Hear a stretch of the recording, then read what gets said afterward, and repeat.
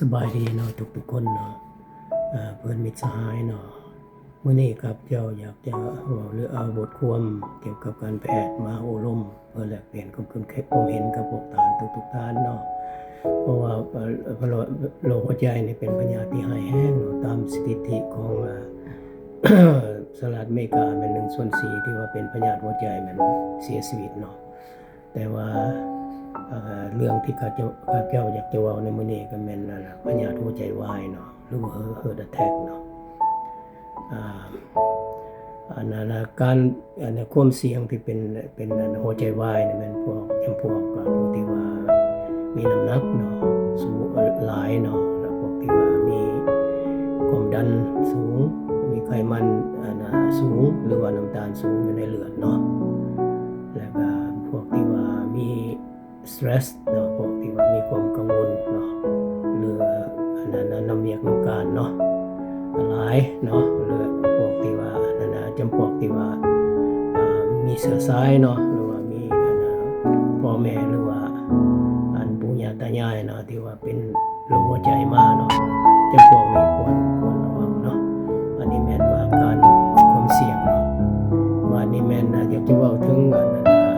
สาเหตุแม่นเกิดจากเส้นเลือดที่ว่า coronary artery เนาะแม่นเส้นเลือดที่มันนำธาตุออกซิเจนธาตุอาหารมาหล่อเลี้ยงกล้ามสีหัวใจเนาะเพราะว่าทั้งในเพราะว่ามัน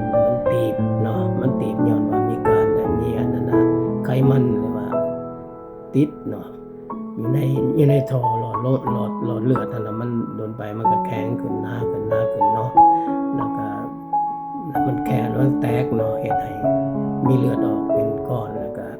เฮ็ดให้เส้นเลือดตันการสัญจรตัดขาดการสัญจรของเลือดเนาะเฮ็ดให้กล้ามซีนนั้นแบบว่าขาดธาตุอาหารเนาะแล้วก็ขาดออกซิเจนเนาะแล้วมันสะบั้นเนาะสะบั้นมันก็ตายเนาะอาการแสดงออกก็มีอาการเจ็บเนาะหน้าอกแล้วก็เสียบเนาะเกี่ยวมาใส่ข้างเนาะ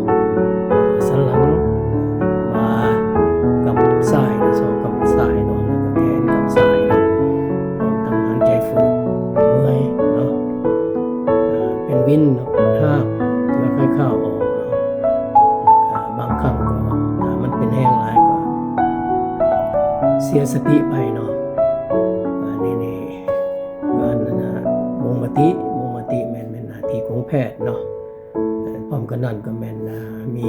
สิ่งที่เพิ่นเพิ่มเติมเฮ็ดบ่งมติตื่นก็แม่น ECG เนาะหรือว่ากวดเลือด blood test CT scan หรือว่า stress testing หรือว่า echocardiogram หรือว่า cardiac catheterization หรือ MRI หรือว่า body monitoring การเป็นตัวเนาะถ้าเป็นบ่ให้แห้งหลายก็ปวดด้วยยาเนาะปวดด้วยยาหรือว่าบ่ซั่นเพิ่นก็ใส่สแตนเนาะสแตนเป็นสิ่งที่ว่ามันไปตีเนาะเส้นเลือดให้บอลที่ว่ามันตันตีออกเนาะให้เลือดสะดวกการผ่าตัดมันต้องถ้ามันเป็นแห้งหรือว่ามันตันหลายบอลตันหมดให้ผ่าตัดมันเพราะว่า bypass surgery เนาะมันเอาเส้นเลือดเวนเนาะหรือว่าเส้นเลือดดำเนาะมาต่อเนาะต่อเส้นต่อบอลนั่นใส่บอลนี่เนาะเพื่อให้เป็นขัวเนาะเพื่อว่าให้เลือดนี้ไปได้เดินสะดวกเพื่อมาหล่อเลี้ยงกล้ามซีนที่ว่าขาดการเลือดเนาะขาดเลือดเนาะแล้วการป้องกันก็มีแต่ว่านอนเพียงพอเนาะเพื่อว่าลดผ่อนความกดดันเนาะแล้วก็การออกกำลังกายให้เป็นปกติเนาะถ้าแม้นว่ามีน้ำหนักก็ลดน้ำหนักลงเนาะหรือว่ามีไขมันสูงหรือว่า